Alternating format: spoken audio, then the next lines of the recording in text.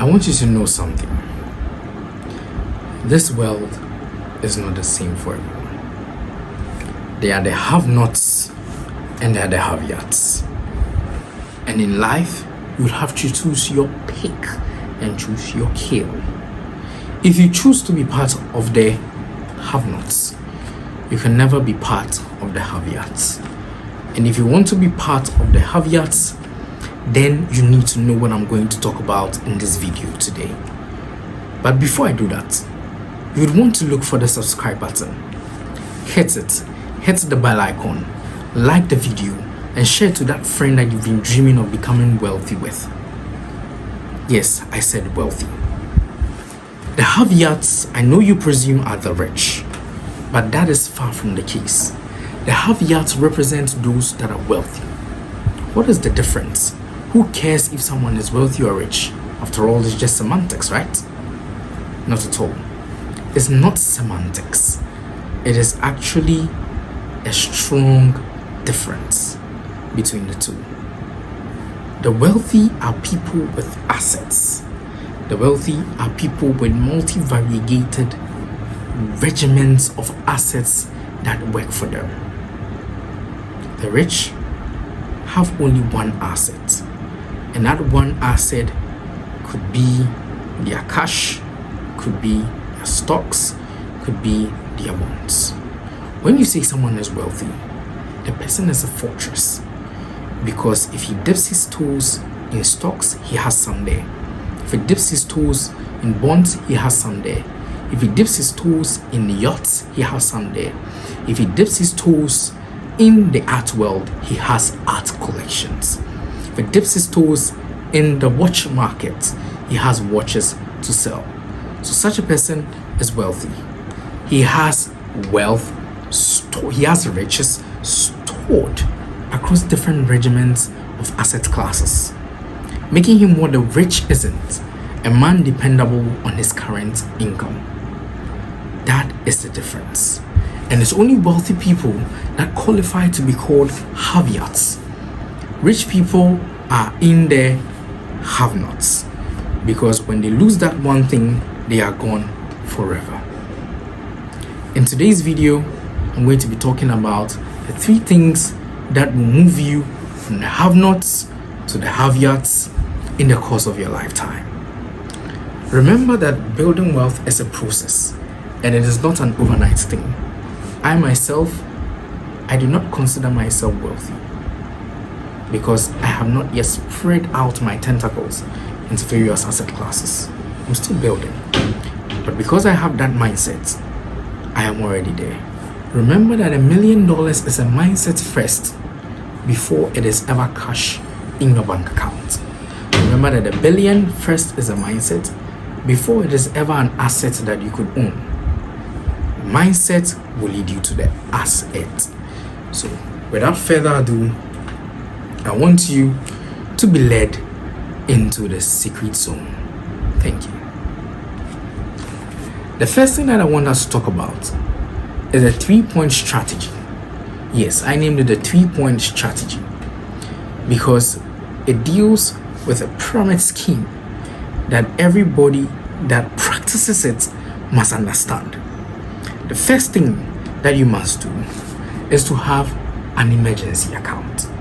Yes, I know, sounds cliche, but what I'm talking about with this emergency account, you've never heard before.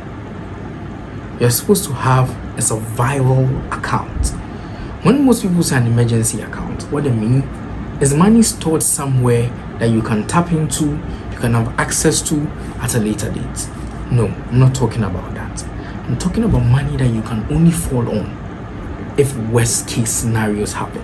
I'm talking about life and death. I'm talking about marriage, divorce.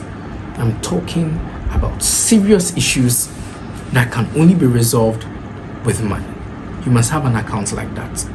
And one thing I've noticed about wealthy people in my interactions with them, and also in my studies of them through their books, through their videos on YouTube and various platforms, is that wealthy people find themselves in a place where they have several sums of dollars, millions, billions, what have you, stored in vaults, stored in secret bank accounts, and stored in assets. That's how wealthy people are. And wealthy people do not have, and mind you, you may hear me interchanging rich and wealthy. If you hear me interchanging them, just know that I'm talking about the caveats. And rich and wealthy is only being interchanged for semantics sake. But what I'm really talking about is the wealthy. What wealthy people do is to have their assets not all in stocks and bonds and real estate and whatever, but they have an emergency fund that if worst case scenario should hit them, maybe they have a divorce and they are left penniless, they can fall on that. And mostly they do that through shell corporations, through hidden bank accounts in Singapore or neutral countries or neutral zones. Could talk about Dubai, could talk about the Cayman Islands, Jersey, whatever you. But it is a strategy that you must understand if you want to go and get up there. You must have an account for emergencies solely. That account must be kept hidden for even you. Never touch it unless it is an issue of life and death. That is the first of the 3-point strategy. The second part of the 3-point strategy is that you must have various investment accounts. What do I mean? Wealthy people stay wealthy by investing the loads of money that they have. And the only way you can do that is if you separate the emergency funds from your investable assets. That is why even in private equity and hedge funds and financial management or asset management companies, they talk about their investable assets. And the reason is that if they do not separate investable assets from assets that must be held as collateral for leverage used to buy up companies or used to buy up assets, they will be left stranded. And you do not want that. Wealthy people understand this very well. When it comes to investing, I must be able to invest only investable assets. They do not mix investable assets with savings. Not at all.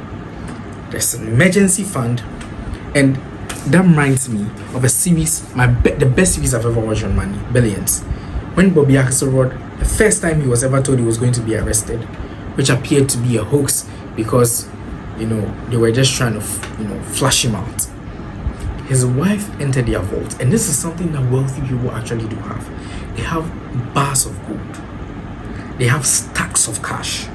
Forget about inflation. They don't care about that. They have stacks of $10,000 bills hidden in a vault with gold bars, with jewelry, what have you. I remember one time I was watching an interview of our lead bin Talal, Prince, His Royal Highness. Wherever you are one of the most admirable people in the business world to myself. He said he has $700 million in jewelry in his home. And I remember during Prince William's wedding, right? Prince William's wedding, his wife then, Princess Amira, was wearing $40 million earrings, gold earrings, $40 million. They were that expensive. And it's all because they have emergency funds. All those things that you saw the lady wearing at that wedding are emergency fund stuff. They don't just play around with it. When she's done, she's going to put them back in the safe, back in the vault. Worst case scenario, he picks them up, he sells them, he has his cash. $700 million back then. Only God knows how much it is worth today. That is how the rich think. There must be an emergency fund that they can tap into at all times. The second point, the first point, and then the third point of that strategy all align. Why? Because you must have a receivership, which is the third point strategy. That receivership will feed your investment account. That receivership will feed your savings or your emergency account. Mind you, like I said, this is not cliche information. This is actually tried and tested and approved information. When that happens, you're positioning yourself to become that person that is extremely fortified and solidified. You become what Jimmy Diamond refers to as the fortress balance sheet, because you have an emergency fund that you can fall on at every point in time. You also have investable assets, and then you have a receivership. The receivership works this way. If you've enjoyed what I've shared with you, I would urge you to like, to comment down below, and to subscribe to this channel. Your personal finances are about to take a shape and a turn like never before. This is Edge Finance. We cover everything from the stock market to your personal finances to geopolitical world, everything that surrounds money. Edge Finance is there to give you an edge over it. Thank you. The receivership is where you're going to spend your miscellaneous from. Under no circumstance are you supposed to spend your miscellaneous from your emergency fund or your investable assets. Miscellaneous is where every expense goes and comes from. And if you do that successfully, you have implemented a 3-point strategy that is going to give you those shots that you need.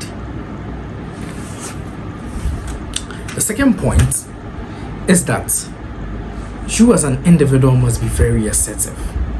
And the reason why I'm saying that is this: assertiveness is the key to breaking the shackles of indecisiveness. Assertiveness is the key to breaking the shackles of shyness, of not being confident, of not being powerful enough to walk into a space of boldness and command the attention that you need to solve and to kill every form or iota of doubt.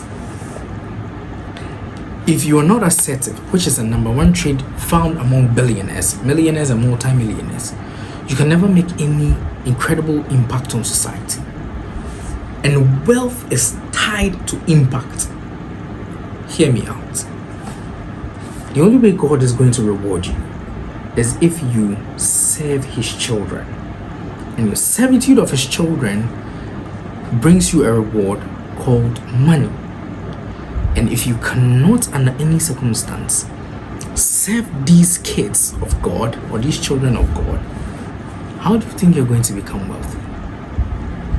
Wealth is built on that premise that success comes through serving the children of God. And for you to be able to do that, you must have a certain level of assertiveness that most people do not have.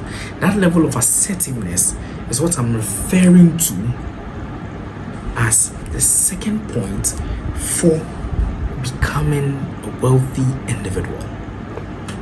You must be able to say no to your pleasures. You must be able to say no to leeches, because people are going to leech you on your way to the top. You must be able to say no to decisions that may look good but will not help. For instance, it's often said that Elon Musk is a man that does not know risk. But we fail to understand that luck and risk are the same sides, or are two different sides of the same coin. Could equally have been unsuccessful in his endeavors to take stuff to space. Would he have been celebrated as he is now? And would we have hailed a man that has no foresight and insight into risk? What really then must a man have? He must have the ability to say no to situations that look very risky. Because 1 in a million of such opportunities actually work. And if you want to survive, if you want to make it, you must not look for such opportunities 1 in a million. You must look for opportunities where there is a concentrated bet based on the fact that the probability or the odds are in your favor. bet with the odds. That is the thing about being assertive. And when you have those odds in your favor, you're making the bet. Like Joshua says, it is not how many times you win or lose that matters. It is whether when you won really big, and when you lost really small. It is how much you make when you win and how much you lose when you are wrong. That is the key to wealth, called key 2. The third key, which really matters to me the most, is the key of the network state. You must have an essential vibration around you that says, I'm going to network with this individual. We are going to do business. I'm going to make friends in high places. You can never become wealthy unless you have the right network that builds up wealth around you. What do I mean? I've often heard Grant Cardone say, your network is your net worth. And it's not only him. Several key individuals in the space of wealth creation and in the space of impacting the world with their knowledge and impacting the world with their services and their goods and their products, I've always said this thing. If you're in the right networks, becoming wealthy is only a step away. Why? Because networks are inside information. That's what networks are. And that is the reason why some people believe that there is a cabal that controls the world. Because it seems to be, and actually is, that every rich person or every wealthy person in this world is actually associated with the other person. It's like it's just a group of people who are friends all over, even if they are enemies, like the way Mark Zuckerberg and Elon Musk are sworn enemies. Mark has a friend who is a friend of Elon's, and Elon has a friend who is a friend of Mark's.